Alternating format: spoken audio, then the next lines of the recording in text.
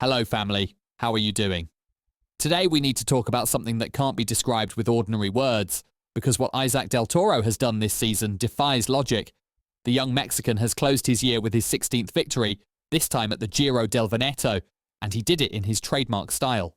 Alone, unstoppable, with that clean, aggressive cadence that blends the calm of talent with the fury of a born champion. 16 wins, a number that sounds like fiction, yet it's now part of cycling's reality. If 2024 was the awakening of a star, 2025 has been his coronation. From January to October, Del Toro has stacked victories as if every race were written for him.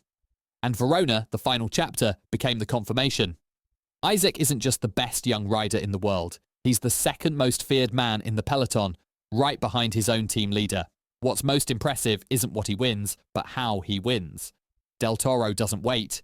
He doesn't calculate. He doesn't hide. He attacks when everyone else hesitates. He rides with that serenity that only those who don't know exhaustion possess, smiling through the pain. Today, on Cycling World, we relive how this Latin prodigy closed a season that already belongs to history, from the roads of Vicenza to the streets of Verona, proving once again that the future of UAE Team Emirates is not only secure but speaks with a Mexican accent, because if perfection still has a name, Del Toro is the living example of it. His 16th triumph isn't just another statistic, it's a declaration that cycling's new era has begun, led by a rider who fears nothing, who rides on instinct, and who has embraced the role of heir to greatness. This is the story of the extraterrestrial who ended his season flying above Verona. From Vicenza, the day began with tension thick in the air and a peloton that didn't seem to want to breathe. As soon as the flag dropped, the speed exploded, as if every rider knew that this final race of the season would allow no pauses. The Giro del Veneto ignited from the very first kilometre, attacks flashing like sparks in a storm. No breakaway could hold. Each attempt was swallowed by the hunger of the group. Tobias Bayer tried bravely at kilometre 138, but the road quickly brought him back to reality. It was the kind of day designed to test patience and endurance, where even the strongest legs trembled. Finally, with 100 kilometres to go, 8 men escaped the chaos. Mikel Retegi, Davide Baez, Zacharias Lowland, Storm Ingebrigtsen, Michel Bicelli, Kevin Pezzo, Filippo D'Aiuto, and Elia Viviani, the Italian veteran riding his last professional race. Their move wasn't just a tactical gap, it became a farewell procession. In Verona, fans lined the barriers, clapping for Viviani's final dance, a sprinter leaving behind respect and applause. But while he smiled in his goodbye, the peloton was already hunting, and the seconds of freedom began to melt away. The difference dropped to a minute, then less, as the race entered the circuit of Verona, where each lap brought the mountain closer. The climb to Torricella Massimiliana waited like a silent judge.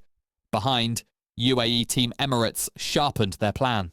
Florian Vermeersch took the front, driving a merciless pace that began to strip away names and legs. The peloton compressed into a single, roaring line, a red and white arrow cutting through the streets. The race was no longer chaos, it was control. Every rider knew that the real battle was still to come. The crowd could feel it too. That moment before the storm when everything seems calm, but the air is electric. As the circuit tightened and Verona turned golden under the afternoon light, one man, calm and patient within the UAE formation, was already reading the race like a chessboard. His name was Isaac Del Toro, and he was about to turn the Giro del Veneto into his 16th masterpiece. The Verona circuit had turned into a battlefield. Each climb up Torricella Massimiliana felt like a sentence being written in sweat. Faces tightened, mouths gasped for air, and the rhythm set by UAE Team Emirates seemed designed to strip the race down to its purest form. Survival. Florian Vermeersch drove the pace like a metronome from another world, a tempo that shattered legs and certainties alike. The gap to the breakaway collapsed within minutes. Those 8 brave men who had once dreamed of glory were swallowed by the relentless machine behind them. 20 riders remained, the chosen ones. At the front, the red and white colours of UAE gleamed with surgical precision. Sivakov hardening the pace, Del Toro waiting in silence, Hershey covering every move, Trentin fighting to stay in touch. They weren't reacting anymore, they were dictating. The third ascent turned the road into an hourglass, narrow, punishing, inevitable. Relays vanished, glances replaced teamwork, and every bend felt like an exam. The fans on the slopes sensed it. The storm was building.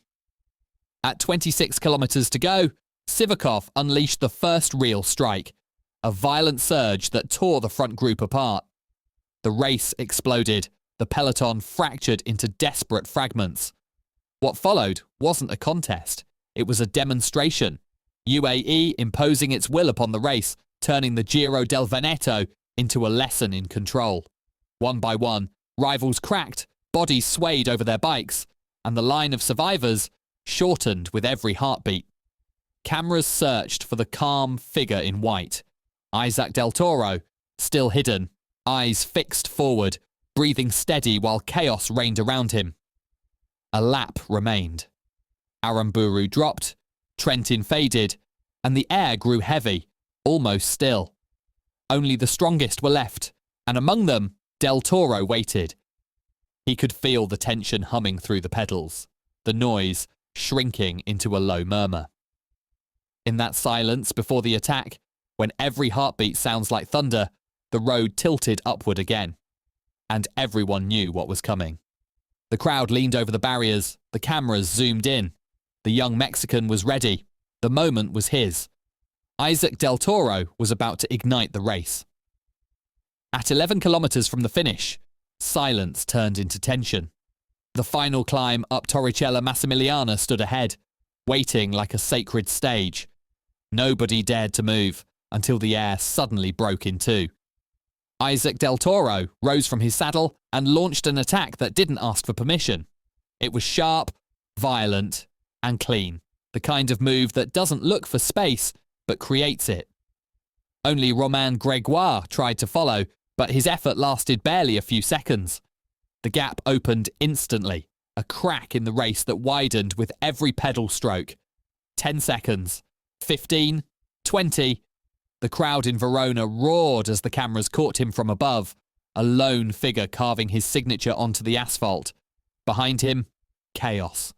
Gregoire, De Preto, De Bruyne, Sivakov, all chasing shadows. They looked at each other knowing the truth. The winner was gone.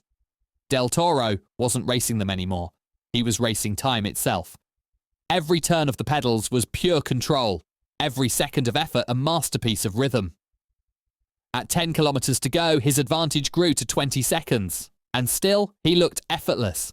In the UAE car, there were no shouts, no panic, just silence and awe. Their young star was doing it again. The last stretch into Verona became a scene from another era. Narrow streets, echoes of the crowd, the orange glow of late afternoon light wrapping the city like a theatre. With 5 kilometers to go, the chase gave up. The pursuers had broken. The rhythm of one man had destroyed them all. Del Toro, calm yet ferocious, cut through the noise with that fluid aerodynamic cadence that now defines him. The photographers barely kept up, their lenses chasing perfection. As the finish line appeared, Isaac didn't raise his arms immediately. He waited a heartbeat, looked to the sky, and then smiled. No drama, no excess, just quiet glory. Alone, unstoppable, he crossed the line in Verona to claim his 16th victory of the season. A victory that wasn't just another number, but a statement.